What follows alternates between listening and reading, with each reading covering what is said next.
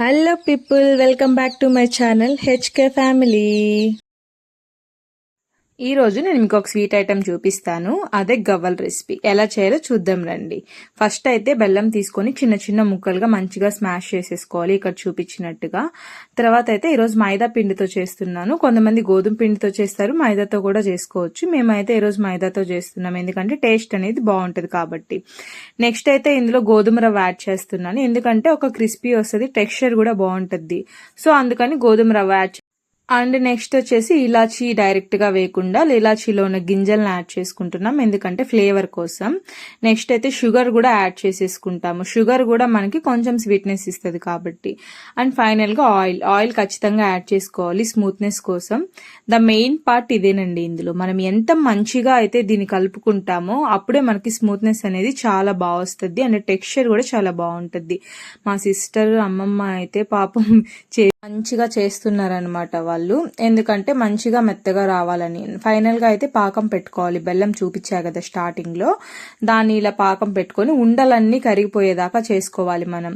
ఉండలన్నీ కరిగాక అదొక టెక్స్చర్ లో రావాలి, మరీ ముదురు పాకం పట్టుకోకూడదు. కొంచెం లేతగా ఇక్కడ చూపించాను కదా, అట్లా లేత పాకం పట్టుకుంటే, అలా లేత పాకం వచ్చాక మనం స్టవ్ ఆఫ్ చేసి దాన్ని పక్కన పెట్టేసుకోవాలి. చూపిస్తున్నాను చూడండి ఇక్కడ, అట్లా చిన్న టెక్స్చర్. ఫైనల్ గా గవ్వలు చేయడం అయితే స్టార్ట్ చేసాం.